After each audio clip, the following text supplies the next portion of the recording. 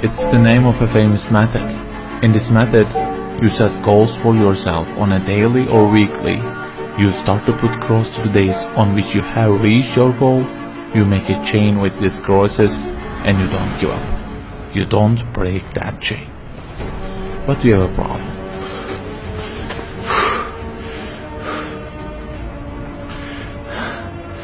Personal development specialists say that we should have goals. You know, they say like, don't sleep more than 6 hours, learn a language, finish a book every week, don't stop, always run, don't give up on your dream, don't break the chain. Okay, I don't object to them. I also have a table and put crosses on it every day and go after many goals, no problem. But you know what? They don't talk about the most important part of it.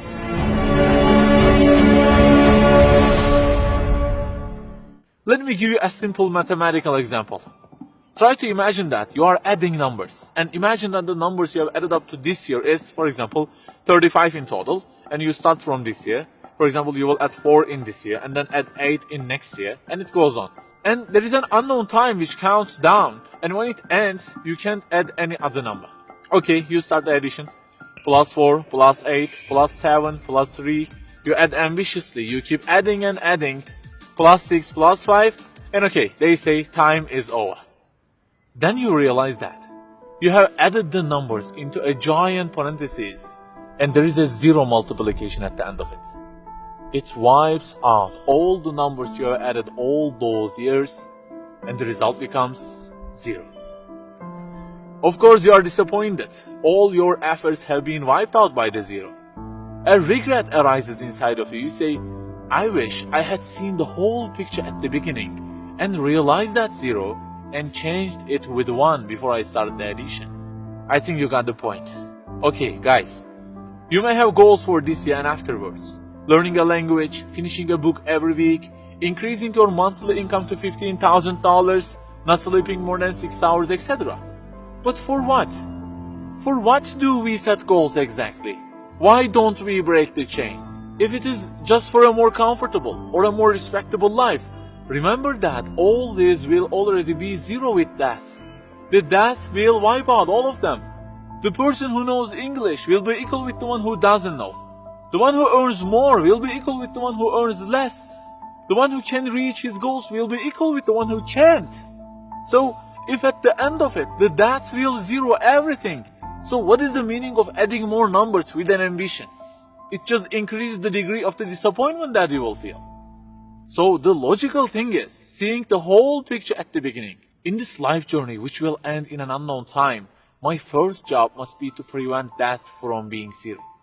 Well, can I really prevent death from being 0? I mean, since everything will leave my hands and will be lost, is there any other way that would transform them into something eternal? I mean, isn't there any kind of stamp for eternity that would impress all of the things that I possess and say, look, there is a seal on them and you can't wipe them out, okay? They will remain forever. The only one to say such a thing is the owner of the everything. And he says, كُلُّ شَيْءٍ هَالِكٌ. Everything, the languages you learn, the money you earn, the books you read, everything will be perished, إِلَّا وَجْهَهُ, except their way towards Him.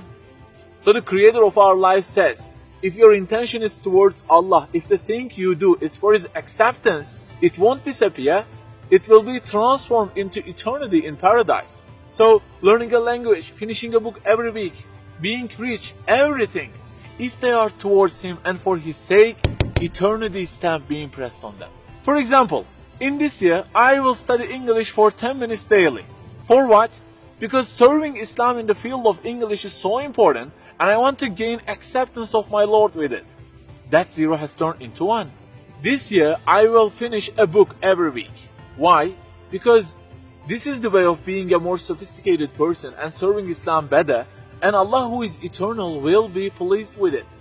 Good news, that 0 has turned into 1 because now His acceptance is your intention. I aim increasing the income of my company to $150,000. For what? Because I will spend that money on spreading the message of the Quran to the whole world and the publications that would please Him. you have exterminated the zero because now your goal is towards him. We add and add like this through our lives, and they don't end with death. People who seek Allah's sake in their actions kill their death. Death cannot zero their additions.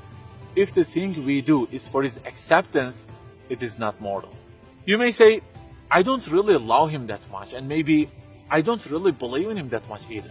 So how can I do everything for his sake? I don't even know who he is.